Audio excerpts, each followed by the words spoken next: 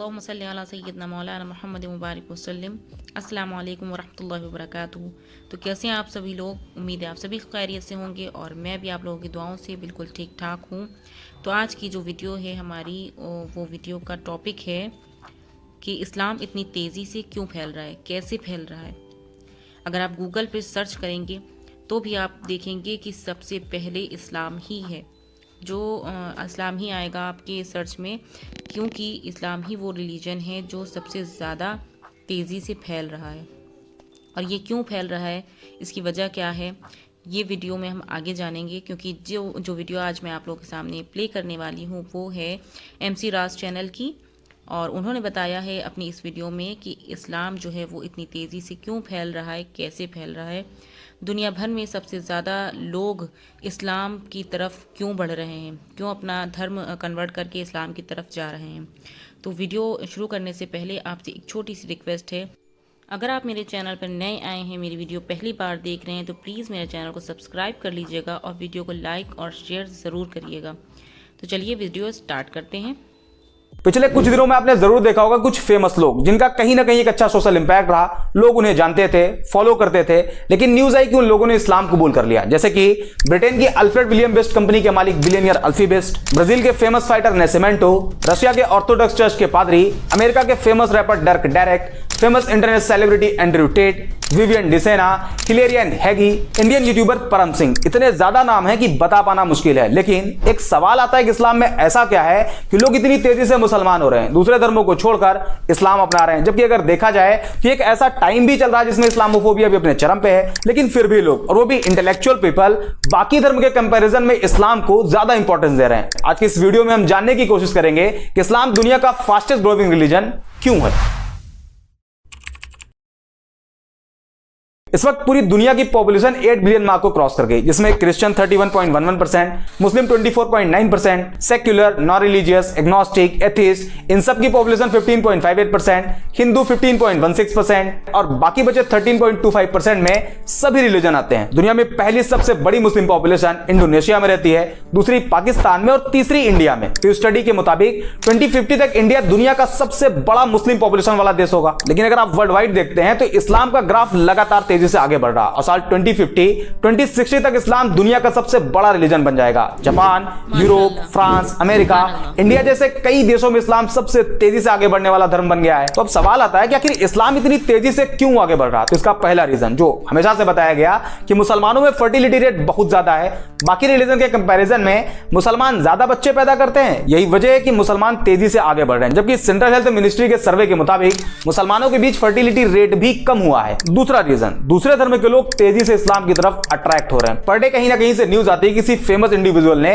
इस्लाम धर्म अपना लिया। कहीं कोई फेमस बिलियनियर होता है, तो कभी कोई फेमस फाइटर, तो कभी कोई फेमस रैपर, सेलिब्रिटी। ये उन लोगों की खबरें होती है जो कहीं ना कहीं फेमस होते हैं, लोग उन्हें फॉलो करते हैं। लेकिन ऐसे भी बहुत से लोग हैं जो इस्लाम अपना तो रहे हैं, लेकिन आम लोग होने की वजह से उन्हें सोशल मीडिया पर या न्यूज पोर्टल पर जगह ही नहीं मिल पाती। एक मोटा मोटा आंकड़ा आपको बताते हैं। द न्यूयॉर्क टाइम के मुताबिक अमेरिका के टोटल मुस्लिम पॉपुलेशन में 25% कन्वर्टेड मुस्लिम है, और एक एस्टिमेट के हिसाब से करीब 20,000 से ज्यादा अमेरिकी हर साल इस्लाम कबूल कर लेते हैं। इसी तरह ब्रिटेन में करीब 6,000 लोग इस्लाम धर्म में शामिल हो जाते हैं। जापान भी एक ऐसा देश है जहां लोग तेजी से इस्लाम की तरफ आ रहे हैं। वसेदा यूनिवर्सिटी के अकॉर्डिंग पिछले 10 सालों में जापान में मुसलमानों की आबादी डबल से भी ज्यादा हो गई, जिसमें करीब 50,000 से ज्यादा जापानी लोगों ने इस्लाम कबूल कर लिया। और अभी हाल ही में एक रिपोर्ट आई जिसमें बताया गया कि दुनिया में मुस्लिम पॉपुलेशन 2 बिलियन मार्क को क्रॉस कर गई, जिसमें एक बड़ा नंबर कन्वर्टेड मुस्लिम का है। अब सवाल आता है कि आखिर लोग इस्लाम में कन्वर्ट क्यों हो रहे हैं, ऐसा क्या है इस्लाम में। तो इसका कोई एक जवाब नहीं। इस्लाम कबूल करने वाले लोगों से जब पूछा गया कि आपने इस्लाम क्यों कबूल किया, तो ज्यादातर लोगों ने अलग अलग रीजन बताए। लेकिन एक जो कॉमन रीजन देखा गया वो था कि जब कोई नॉन मुस्लिम किसी ऐसे मुस्लिम के कांटेक्ट में आया जो एक्चुअल मुस्लिम था, इस्लाम के बेसिक्स को फॉलो करता था, तो उसे देख के वो उसकी तरफ अट्रैक्ट होते और इस्लाम के बारे में जानने की कोशिश करते, जिसमें कुछ ऐसी चीजें उन्हें मालूम चलती जो एक नॉन मुस्लिम के लिए बड़ी सरप्राइज होती। For example, social equality. बाकी धर्मों में देखा जाता है कि एक इंसान को दूसरे इंसान के आगे काफी नीचा दिखाया गया है। जैसे इंडिया में जातियों में बांट दिया गया, उसमें भी कैटेगरी बना दी गई और सबसे कमजोर कास्ट कैटेगरी को शूद्र बताया गया। ऊंची कास्ट के लोग उन्हें अछूत मानते, उनके हाथ का पानी तक नहीं पीते। इसी तरह दूसरे धर्मों में काले गोरे इंसान को लेकर डिस्क्रिमिनेट किया गया, काले लोगों लोगों को गुलाम बना लिया जाता, उनकी पिटाई भी होती और उनसे जानवरों की तरह काम भी लिया जाता। ऐसे में जब कोई नॉन मुस्लिम जिसे सोशल जस्टिस नहीं दिया गया था, उसने इस्लाम को पढ़ा और पाया कि प्रॉफिट ऑफ इस्लाम ने किसी बिलाल नाम के काले गुलाम को न सिर्फ आजादी दिलाई बल्कि आजादी के साथ साथ बाकी मुसलमानों के आगे बिलाल को काबे की छत पर अजान कहने के लिए खड़ा कर दिया। इसके अलावा जब लोगों ने प्रॉफिट ऑफ इस्लाम की एक स्पीच के बारे में जाना जिसमें उन्होंने कहा था, एक अरेबियन किसी नॉन अरेबियन से सुपीरियर नहीं और ना ही कोई नॉन अरेबियन किसी अरेबियन से सुपीरियर है, ना कोई काला किसी गोरे से सुपीरियर है और ना ही कोई गोरा किसी काले से। यह जानने के बाद कि इस्लाम में कोई ऊंचा नीचा नहीं, इस एक पॉइंट की वजह से न जाने कितने लोगों ने इस्लाम कबूल कर लिया। दूसरा रीजन फॉरगिवनेस। इस्लाम में माफ कर देने वाला जो कॉन्सेप्ट है वो भी बड़ा शानदार है। जब लोगों ने उसे जाना तो वो भी उन्हें बहुत पसंद आया और लोगों ने इस्लाम कबूल कर लिया। फॉर एग्जांपल, मान लीजिए कि अगर किसी इंसान को एक पूरी कम्युनिटी बुरा भला कहे, उसे बाइकआउट कर दे, यहां तक कि उसे जान से मारने की कोशिश करे, तो रिएक्शन ये होगा कि जब भी उसे उस कम्युनिटी पर कंट्रोल मिलेगा वो अपना बदला जरूर लेगा। सारे लोगों से ना सही लेकिन उन लोगों को जरूर टारगेट करेगा जो उसके खिलाफ उसके ही लोगों को भड़काते थे, उसे मार के लाने वाले को इनाम देने की बात कहते थे। आमतौर पर यही देखा जाता है, लेकिन इस्लामिक हिस्ट्री में इसके जस्ट उल्टा है। 7वीं सेंचुरी में जब इस्लाम की शुरुआत हुई उसके कई सालों बाद तक, करीब 10 साल बताया जाता है, इस पीरियड में टोटल 40 से कम मुसलमान थे। उस टाइम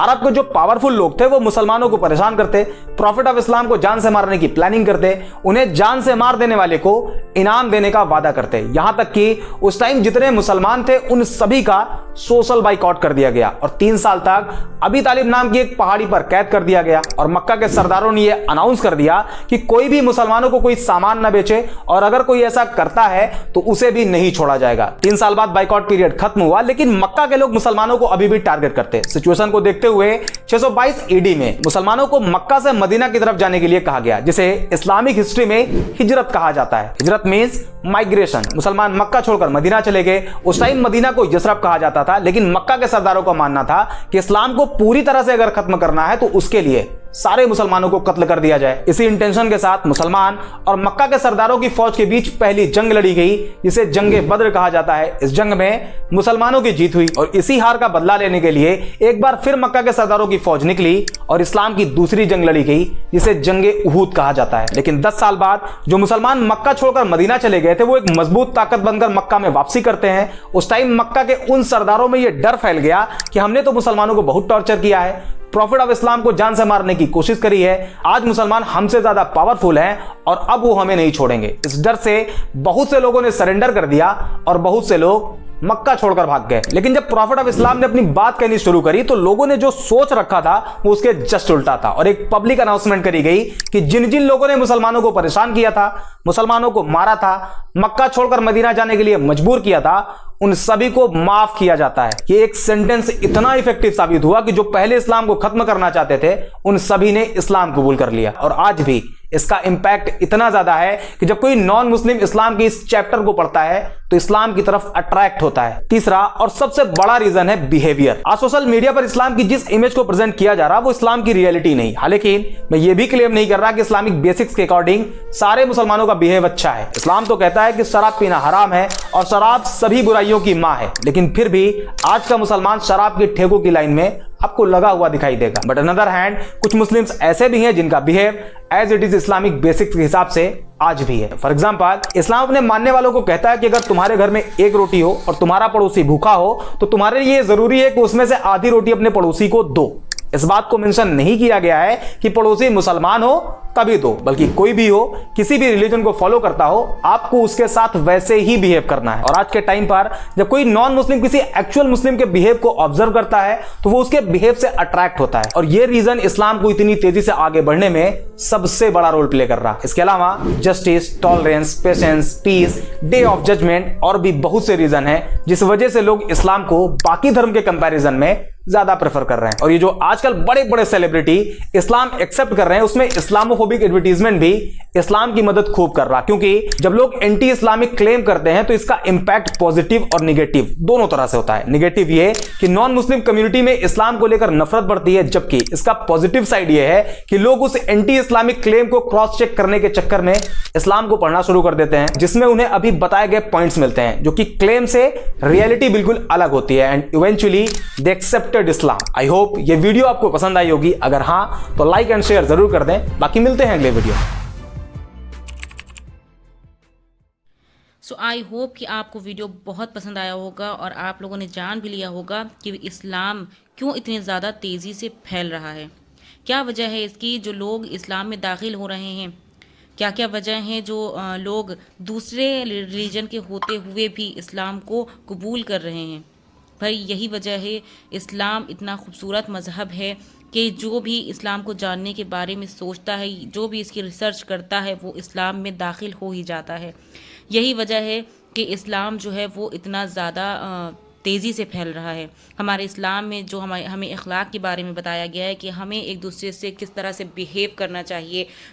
इस्लाम ही एक वाहिद ऐसा रिलीजन है जिसमें हमें माफ़ करना सिखाया गया है कि अगर हम पर कोई जुल्म करता है, कोई सितम करता है, कोई भी हम पर हमारे साथ नाइंसाफ़ी करता है, हमें उसका जवाब नहीं देना है, हमें उसे माफ़ करना है, हमें अपना मुकदमा जो है वो अल्लाह के ऊपर छोड़ देना है, क्योंकि अल्लाह पे हमें भरोसा है, अल्लाह पर हमें यकीन है और हमें यकीन करना भी है। हमें हर काम अपना अल्लाह के लिए करना है। हम दुनिया पर आए हैं तो सिर्फ अल्लाह के लिए आए हैं, उसकी इबादत के लिए आए हैं। हमें अपना हर काम अल्लाह के लिए करना है। तो हम अगर किसी ने हम पर जुल्म किया है तो हम अल्लाह के लिए उसे माफ़ कर देंगे। तो ये सिखाता है हमें इस्लाम। इसलिए इस्लाम में जो भी घुसा है, जिसने भी इस्लाम को जानने की कोशिश करी है, वो इस्लाम में दाखिल हुआ है। सो आई होप कि उन लोगों के डाउट्स क्लियर हो गए होंगे जो ये सोचते हैं कि इस्लाम इतनी ज़्यादा तेज़ी से क्यों फैल रहा है, आखिर इस्लाम में ऐसा है क्या। सो वीडियो को यहीं पे एंड करती हूँ, मिलती हूँ एक नए कंटेंट के साथ नेक्स्ट वीडियो में। जब तक के लिए अल्लाह हाफिज़, अस्सलाम वालेकुम वरहमतुल्लाहि वबरकातुहू।